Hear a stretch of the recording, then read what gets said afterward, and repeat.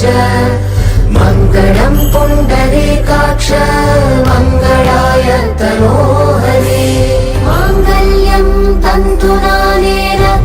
मम जीवन हेतुना कण्ठे बध्नामि सुभगे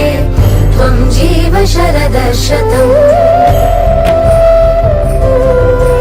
माङ्गल्यं तन्तुनानेन मम जीवन हेतुना